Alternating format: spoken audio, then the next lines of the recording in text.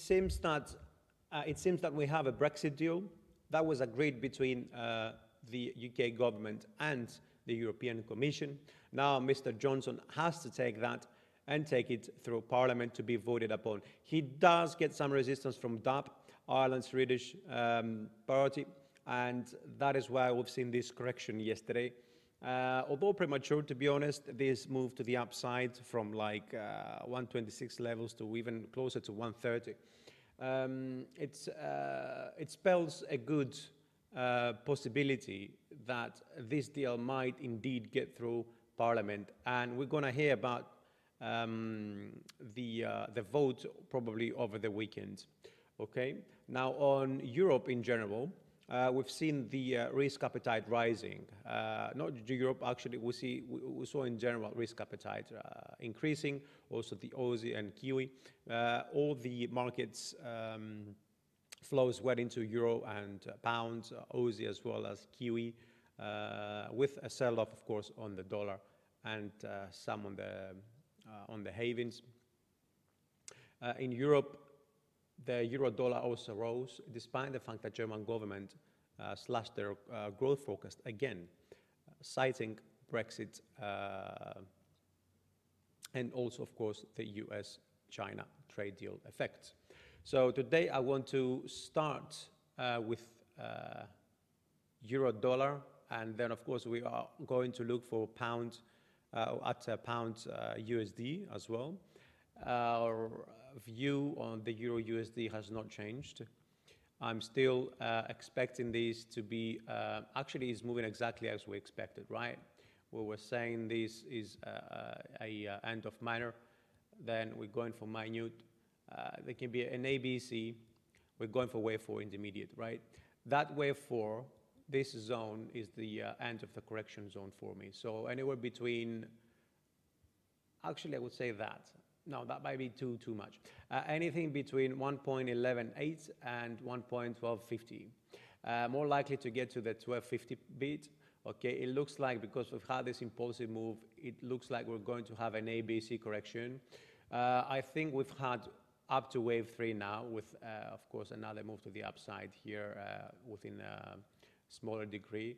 And I'm expecting now to see, after the rejection at 161.8 extension, I'm expecting to see a correction for wave 4, then wave 5, which could be small or truncated, and then we should be seeing wave C, wave B, and then wave C.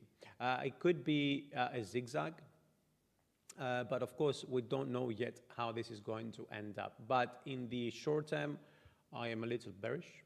In the medium term, I would say a little bit bullish, and in the longer term, considering like on a daily basis, let's say, I'm a little bit more bearish, looking at completing wave 5 of this intermediate move down to around 108, 107, or even lower, depending on how this all pans out, of course. Now on pound dollar, it had an amazing run yesterday, right? Following the Brexit headlines. Don't forget that the European Union, the EU summit is continuing today and also tomorrow. On the pound, we've had a similar pattern, right? I've seen this as a reversal point. We're talking about this as a reversal point for quite a few weeks now, with 1, 2, and 3 being in development. Now, within this pattern, we've had wave 1, 2, and probably 3 also done. So we're expecting wave 4, and then wave 5, or we could see wave 5 ending here, then see a correction, yeah, and then move further up to complete wave 3. So the case is particularly interesting because at the moment, in the short term, we are really trading exactly, we had a retest exactly at the previous wave 1, right?